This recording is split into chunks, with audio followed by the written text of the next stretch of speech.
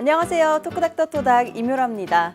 3살 버릇 여든까지 간다. 많이들 알고 계실 텐데요. 어릴 때 습관이 성인이 되어서까지 영향을 끼친다라는 이 속담은 구강관리에도 해당이 된다고 합니다. 어릴 때 치아를 성인이 되어서까지 건강하게 잘 간직하려면 유소아기 때부터 올바른 관리가 필요하다고 하는데요. 오늘 토크닥터 토닥에서는 소아치과 전문의 김병화 선생님과 함께 소아 구강관리에 관한 이야기 나눠봅니다.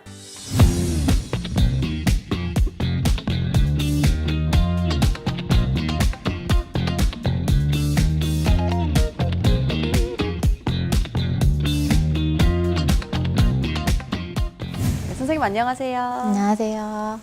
네, 오늘은 소아 구강 관리에 대해서 말씀해 주실 텐데요. 일단 유치와 영구치는 어떻게 다른지 제일 먼저 궁금하거든요. 유치는 영구치처럼 평생 사용하는 치아가 아니라 영구치가 나오기 전까지만 일시적으로 사용하는 치아입니다. 구조상으로 봤을 때 영구치에 비해 치아의 단단한 부분인 범랑질과 상아질이 얇아서 충치의 진행 속도가 빠르고 치아의 신경인 치수가 상대적으로 커서 충치 발생 시에 신경치료의 가능성이 좀 더 높다는 차이점이 있습니다. 네, 영구치가 자라나기 전에 아이들이 잘 사용해야 할 유치라서 올바른 관리 방법도 많이 궁금해하실 것 같아요. 그래서 준비했습니다. 소아 구강 관리에 관한 궁금증 모아마 베스트 3 시작합니다.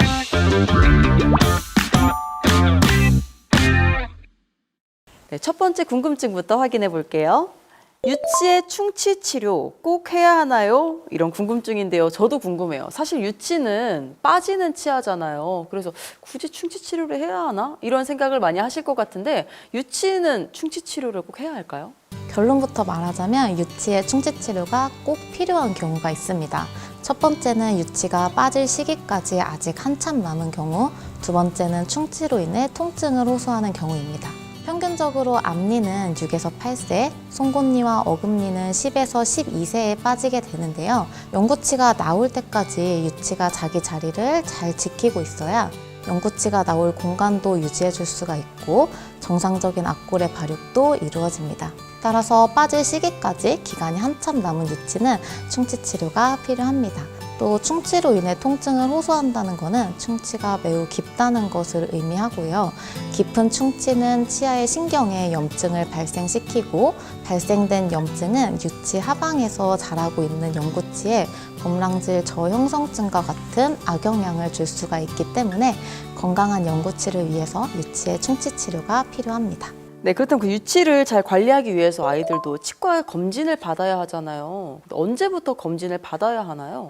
보통 만 1세 이전에 첫 치과 검진을 할 것을 추천드리고 있는데요. 이 시기에 치과에 가시게 되면 치아가 나고 있는 상태, 입솔질 방법, 수유 방법에 대한 자문, 현재 있을지도 모를 추기 충치에 대한 검사 및 치료, 충치 예방을 위한 불소의 사용 방법 등에 대한 검사와 상담을 받으실 수 있습니다.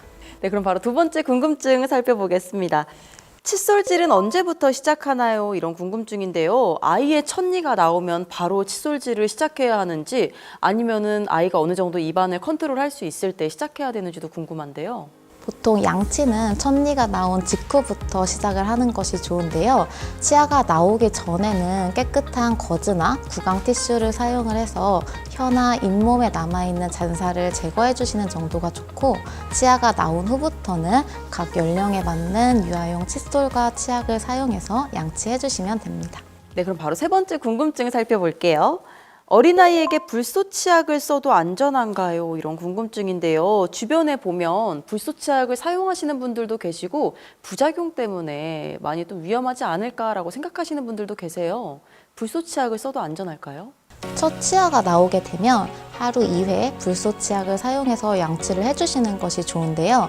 이때 무불소나 저불소 치약은 충치 예방 효과가 없고 1000에서 1500ppm의 불소 치약을 사용을 해주셔야 합니다. 36개월 이하에서는 쌀알 크기, 36개월부터 6세까지는 완두콩 한 알 크기 정도를 사용하시면 아이가 섭취해도 안전상 문제가 없다고 알려져 있습니다. 그럼에도 불구하고 불소 치약을 삼키는 것에 대해서 걱정이 좀 되신다면 아이의 유치가 모두 맹출한 30개월부터라도 불소 치약을 사용해 주시는 것이 좋습니다. 선생님, 그리고 요즘에는 그 아이들 충치 예방을 위해서 불소도포를 많이 사용하시더라고요. 근데 불소 치약을 사용하더라도 따로 불소도포가 필요한가요? 네, 치과에서 사용하는 불소 바니쉬는 일반적으로 사용하는 불소 치약에 비해서 불소가 고농도로 함유되어 있습니다. 따라서 일반적으로 자기가 불소 치약을 사용한다고 하더라도 정기적으로 치과에서 불소 도포를 하는 것이 좋습니다. 네, 불소 치약을 쓰더라도 불소도포는 해주는 게 좋은 것 같은데, 그렇다면 몇 살부터 해야 하고 얼마에 한 번씩 해야 할까요? 불소 도포는 모든 유치가 맹출한 30개월쯤부터 바르도록 하고 있는데요. 구강위생 관리가 힘들거나 초기 충치가 있는 경우에는 3개월, 그렇지 않으면 6개월 간격으로 바르고 있습니다. 특히 만 6세경에 첫 번째 큰 어금니가 나오는 시기에는 3개월 간격으로 불소 도포를 해주는 것이 좋습니다. 소아 구강 관리에 관한 궁금증 좀 해결되셨나요? 지금까지 궁금증 모아모아 베스트 3였습니다.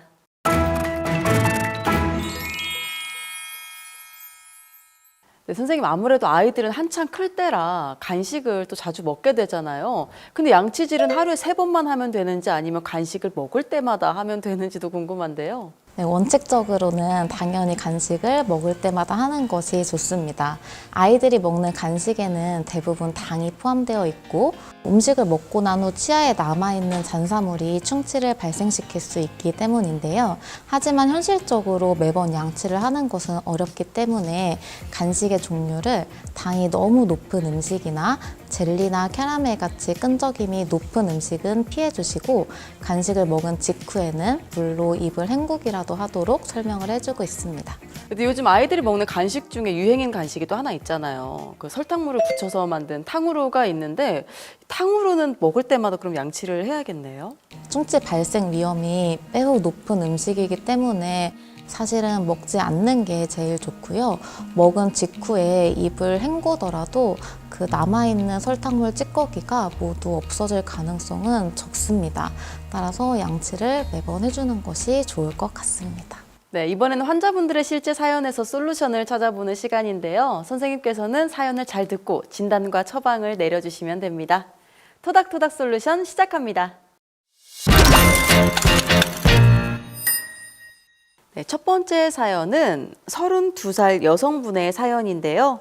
안녕하세요. 저희 아기는 이제 갓 돌이 지났는데요. 자기 전에 많이 보채서 공갈 젖꼭지를 물렸더니 재우기가 좀 수월하더라고요.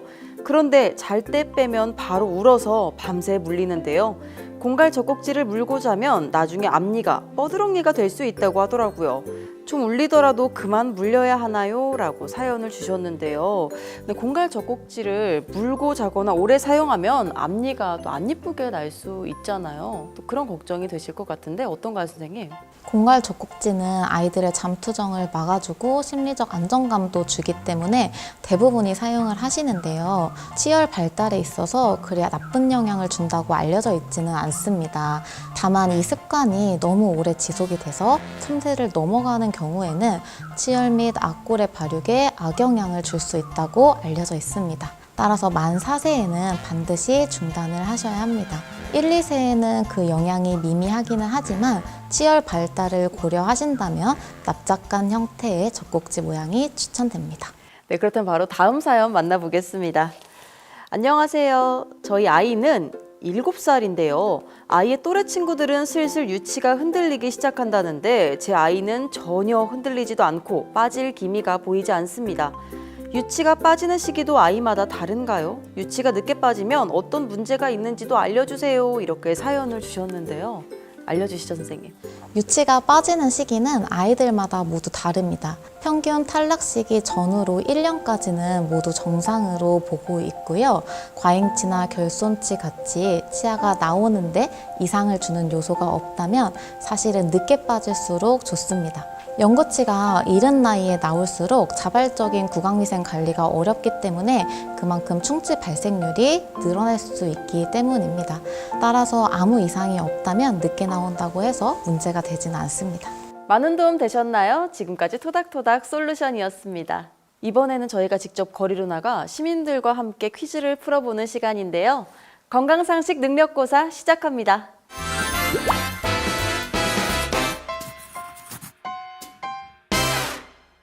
네, 선생님 첫 번째 문제 주시죠. 첫 번째 문제입니다. 유치가 가지런하면 영구치도 가지런하다. 그렇다면 O 아니면 X를 선택해 주세요. 네, 우리 시민들은 어떻게 답변을 보내주셨는지 화면으로 만나보시죠. 왜냐하면 한 번 나오면 평생 그것이 갈 것 같기 때문에 제 생각으로는 그럴 것 같습니다. X, 왜냐면 유치가 빠지고 자라는 동안에 잘못된 일이 있으면은 이제 잘못 자랄 수 있을 것 같아서. 네, 또 이렇게 답변을 보내주셨는데요. 저 같은 경우에도 X라고 생각하거든요. 생활 습관에 따라 좀 달라지지 않을까 해서 X라고 생각하는데 정답이 뭔가요? 네, 정답은 X입니다. 영구치는 유치보다 크기가 크기 때문에 유치는 치아 사이사이에 영구치를 위한 공간이 필요합니다. 그런데 이런 유치가 예쁘고 가지런하게 붙어 있다는 것은 추후에 영구치를 위한 공간이 부족하다는 것을 의미하고 영구치가 삐뚤빼뚤하게 나올 가능성이 조금 더 높습니다. 네, 오늘 또 이렇게 새로운 정보 알아가네요. 네, 두 번째 문제 주시죠. 다음 문제입니다. 어린이도 스케일링을 할 수 있다. 그렇다면 O 아니면 X를 선택해 주세요. 네, 한 번 더 그럼 화면으로 정답 만나보겠습니다. O. 어린아이도 구강 청결에 신경 써야 하니까. 저는 X라고 생각합니다. 그 이유는 어린아이도 이가 위험할 수 있다고 생각하기 때문입니다. 네, 이렇게 또 정답을 보내주셨는데요. 저도 X라고 생각하거든요. 아이가 치아가 약하기 때문에 표면이 긁힐 것 같기도 하고 위험하다고 생각이 드는데요. 정답이 뭔가요? 정답은 O입니다. 아이들도 성인과 같이 스케일링을 할 수는 있지만 사실상 어린이들한테는 불필요합니다.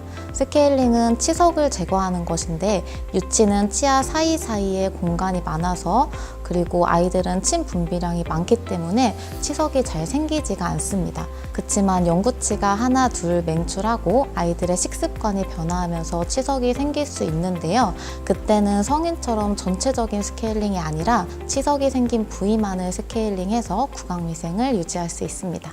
네, 시청자분들은 정답 많이 맞추셨나요? 지금까지 건강상식 능력고사였습니다.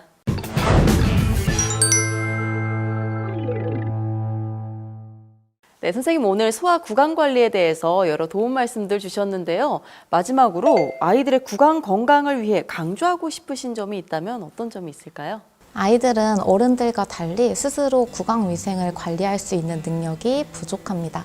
그렇기 때문에 보호자분들의 도움이 반드시 필요한데요. 아이들이 정확한 방법으로 칫솔질을 할 수 있도록 도와주시고 단순히 충치 때문이 아니라 영구치가 정상적으로 교환되고 있는지 좋지 않은 구강 습관이 남아있는지 등을 확인하기 위해 정기적인 치과 검진이 필요하므로 6개월에 한 번은 꼭 치과에 방문해 주시기 바랍니다.